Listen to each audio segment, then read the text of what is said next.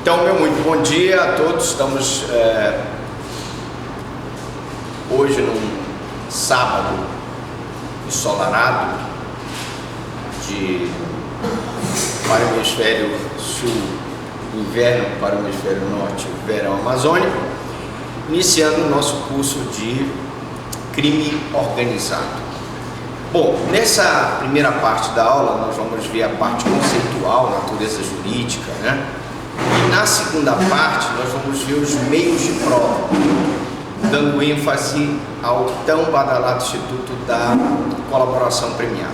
Tá? Meu nome é Franklin Lobato, eu sou promotor de justiça, sou especialista em Direito Penal e Processo Penal pela Estácio de Sá, mestre em Ciências Jurídico-Políticas pela Universidade de Coimbra e doutor em Governança Global, Estado de Direito pela Universidade de Salamanca. Então vamos para cá, agora passando aqui.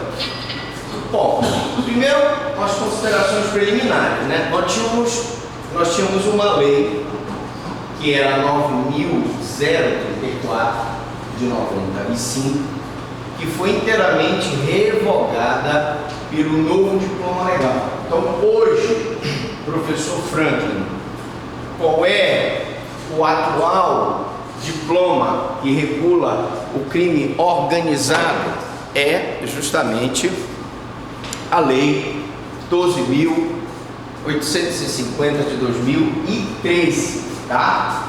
Que revogou a norma anterior, a 9.034, de maneira específica.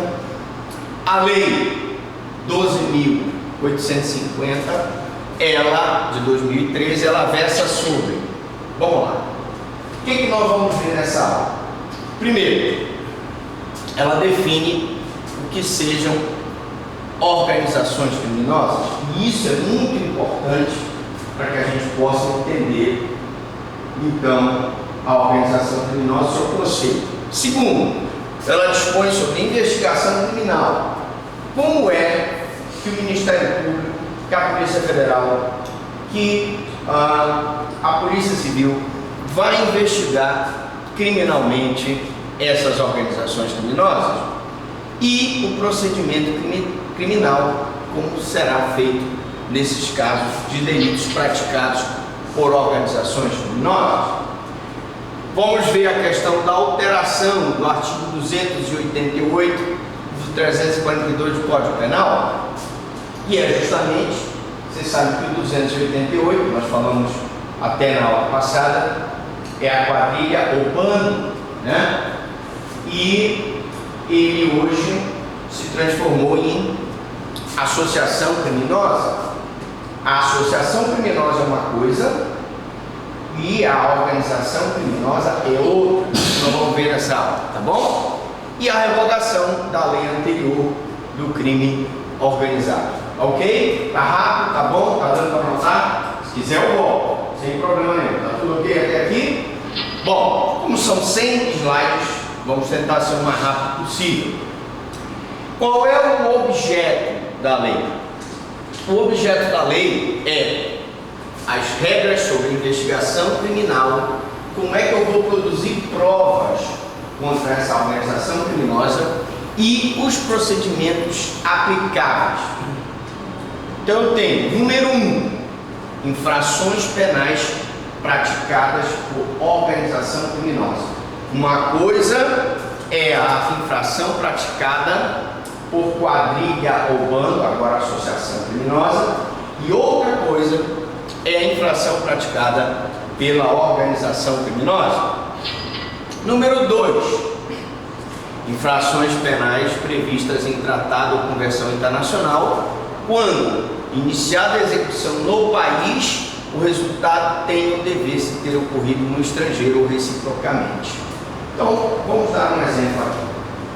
Nós estamos vendo agora uma nova rota do tráfico de drogas, não sei se vocês viram a reportagem, de que nós temos aí um pessoal que traz a droga, se vier da Bolívia, ela entra pelo...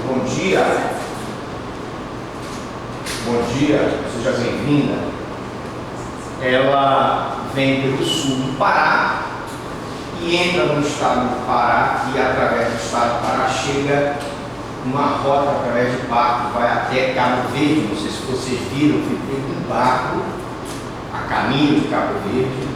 Então isso aqui é uma rota internacional.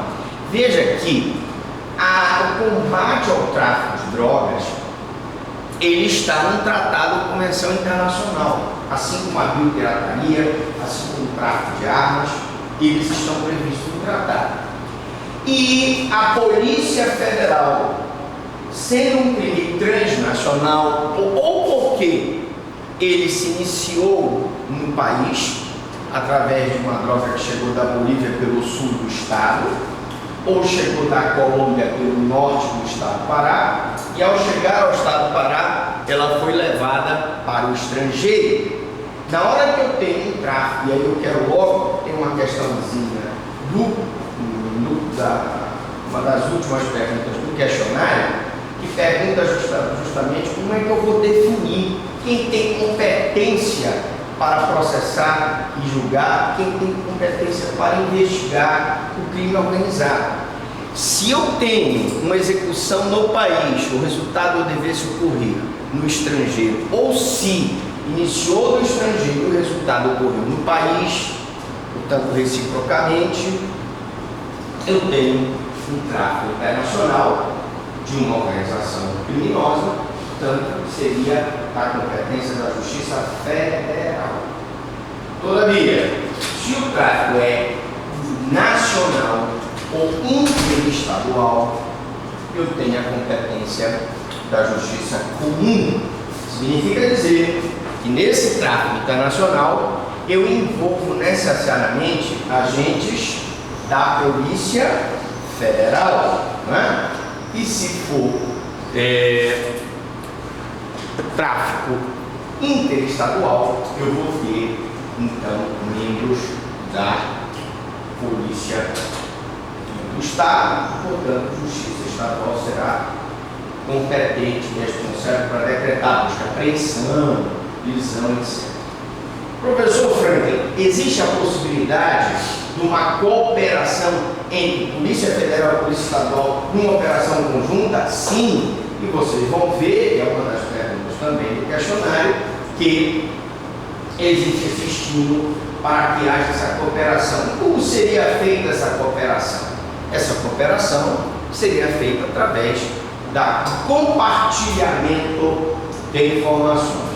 Por exemplo, a Polícia do Amazonas acompanha a droga vindo pelo rio, depois comunica a partir do momento que aquela droga entrou através do rio Trombetas no Pará, e aí já seria a comunicação da polícia do Pará. A Polícia Federal poderia estar acompanhando aquela droga desde Tabatinga, é o nome lá, na fronteira com o Amazonas, é esse o nome? Se eu estiver enganado, me corrijam. E então nós teríamos uma equipe conjunta de atuação, em que todas as instituições envolvidas compartilham mensagem, ok? Bom, eu fiz essa explicação porque eu já respondi aí 2 ou 3 questões do questionário. Oi. Na prática, a Polícia Civil está investigando e no decorrer da investigação, fortuitamente, sabe-se que há um tráfico internacional. Como é que se procede essa? O que foi produzido não vale? Não, porque a Polícia Civil, bom dia, porque a Polícia Civil investigar é válido. Ela pode compartilhar e atuar com a Polícia Federal no combate ao tráfico. Se no primeiro momento ela pensa que é um tráfico estadual ou interestadual, ela colhe aquelas provas, tá certo? E pode depois comunicar através de ofício à Polícia Federal, encaminhar aquele documento para a Mas Polícia no Federal. momento que eles tomam conhecimento de que é um tráfico internacional, ali cessa a competência? Teoricamente cessaria a competência no momento que ele comunica que é o tráfico internacional, e aí os autos de investigação, que é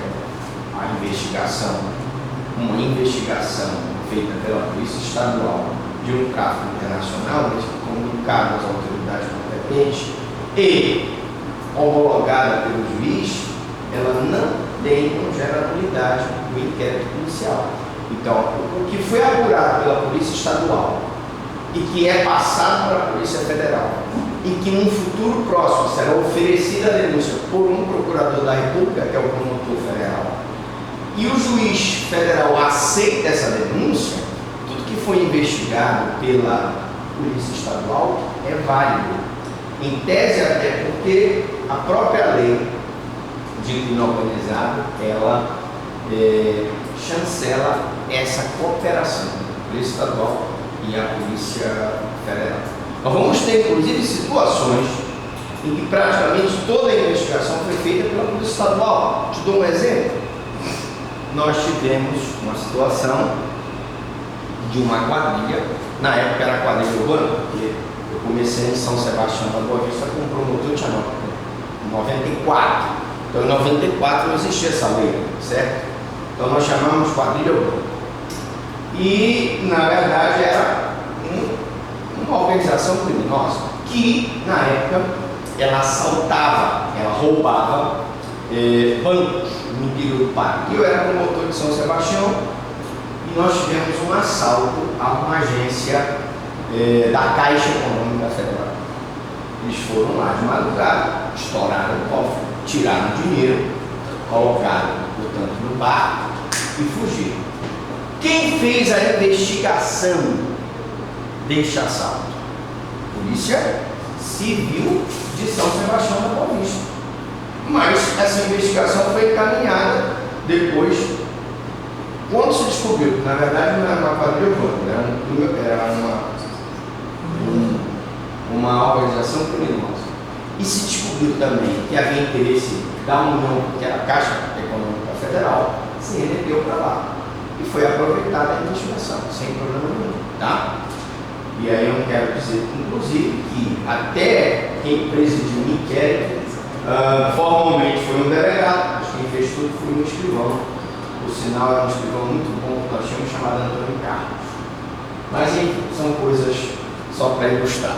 Bom, outra coisa que esta lei combate justamente são as organizações terroristas internacionais. Porque, meus amigos, o terrorismo tem interesse de que haja o tráfico de drogas, tem interesse de que haja o tráfico de armas. Vou dar um exemplo das Farc na Colômbia. Eles mantêm atividade, ou mantinham a atividade criminosa na Colômbia com o tráfico de drogas, que financiava a guerrilha, que financiava os sequestros e que alimentava uma rede de outras atividades criminosas, prostituição, jogos de azar, tráfico de armas, biopirataria. Então, uma das necessidades dessa lei é justamente combater essas organizações terroristas reconhecidas, segundo as normas de direito internacional, por foro do qual o Brasil faça parte, cujos atos de suporte ao terrorismo, bem como os atos preparatórios de execução de atos terroristas, possam ocorrer em território nacional.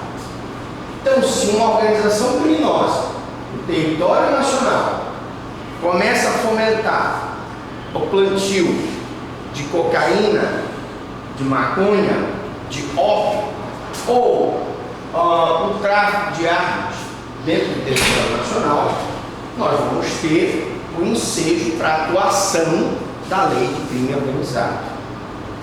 Vejam que na África, por exemplo, quando eu estava assistindo um filme no Netflix que falava sobre, não sei se vocês já assistiram, um grupo de americanos que tiravam os judeus etíopes lá da Etiópia, eles alugaram um hotelzinho no Mar Vermelho, levavam os etíopes lá desse hotel, de lá eles levavam os etíopes para um navio americano, da Marinha Americana, e dali os refugiados eram levados para Israel, já que eram judeus, tá?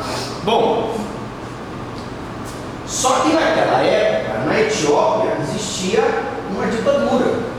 em que o ditador fomentava toda uma organização criminosa, que era um grupo que estava com ele no poder, para tráfico de drogas, para tráfico de armas, para uma rede de corrupção, tudo funcionava através de pagamento de corrupção, e uma organização criminosa dentro do governo que pratica corrupção também é organização criminosa? Sim.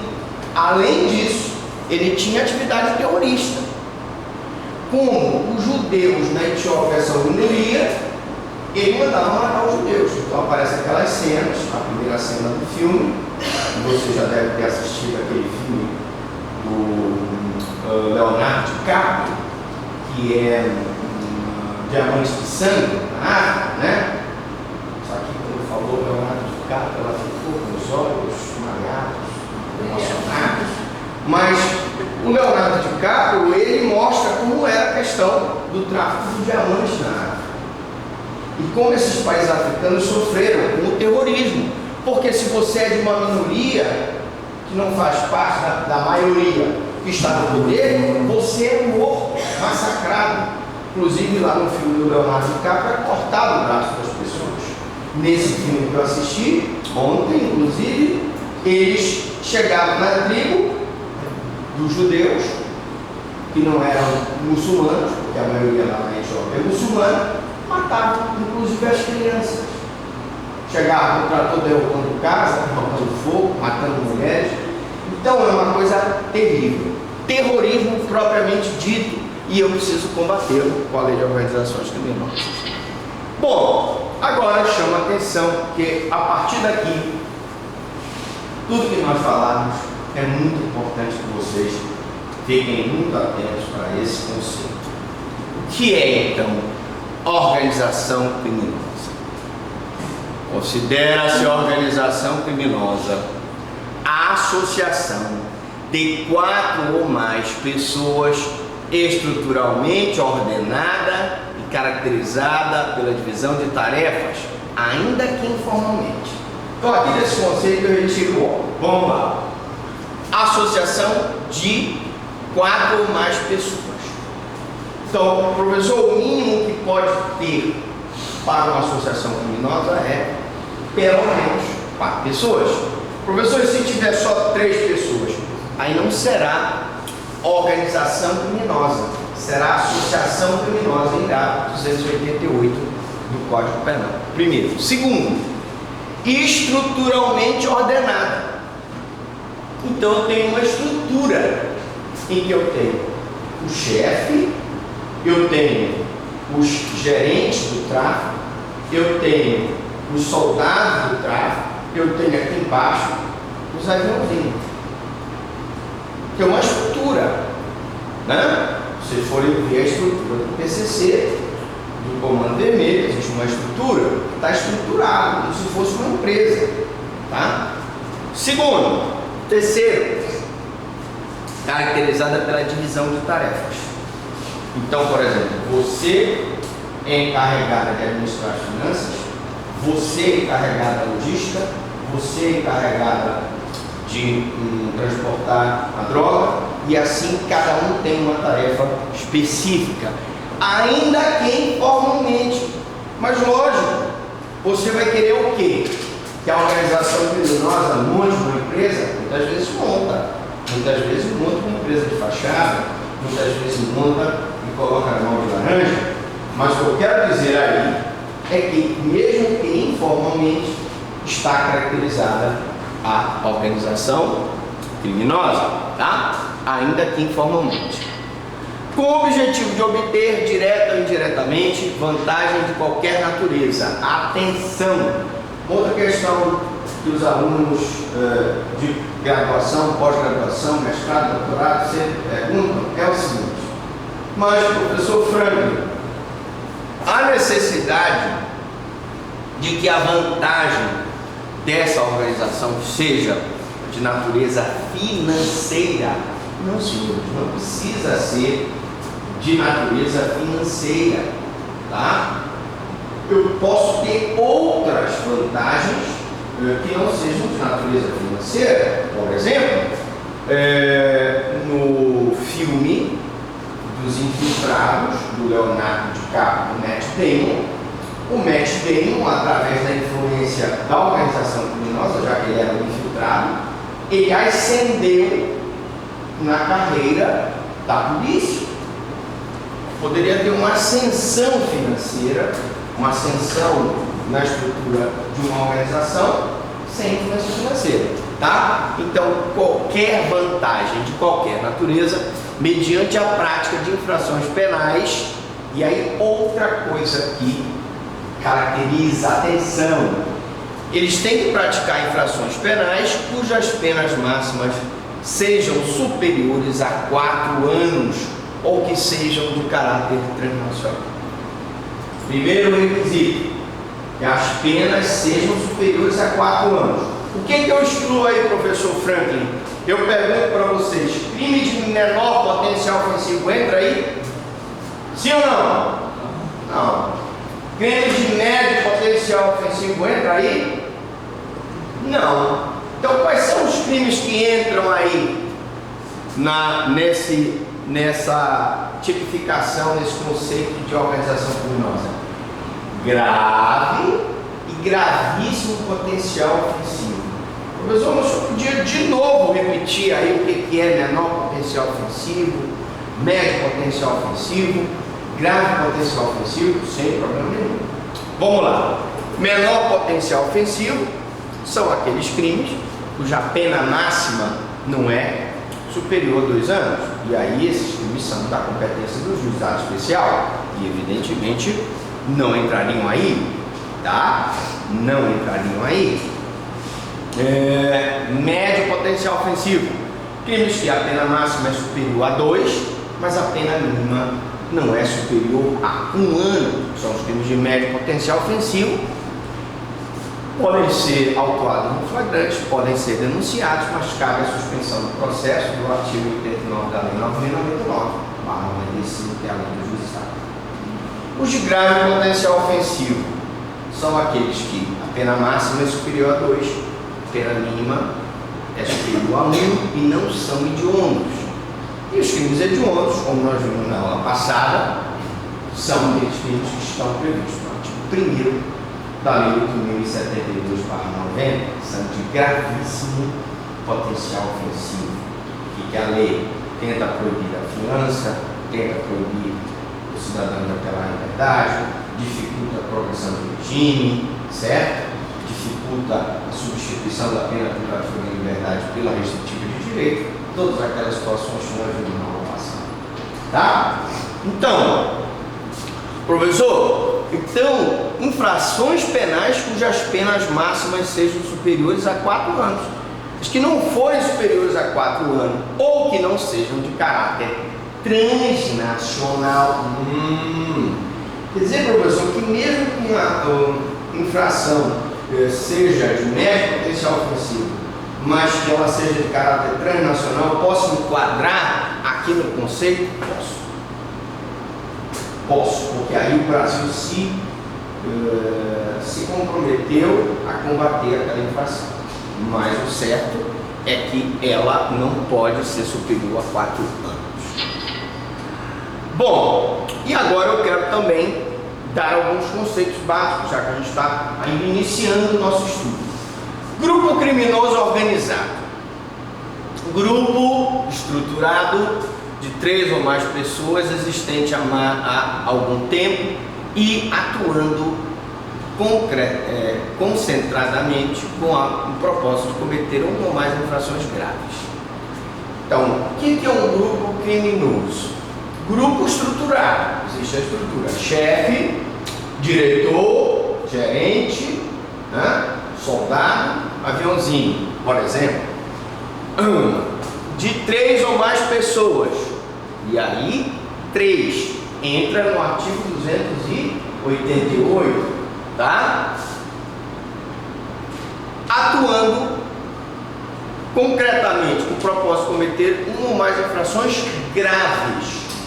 Não são nem de médio, nem de menor potencial ofensivo. São infrações graves ou enunciadas na presente convenção com a intenção de obter, direta ou indiretamente, um benefício econômico ou outro benefício material.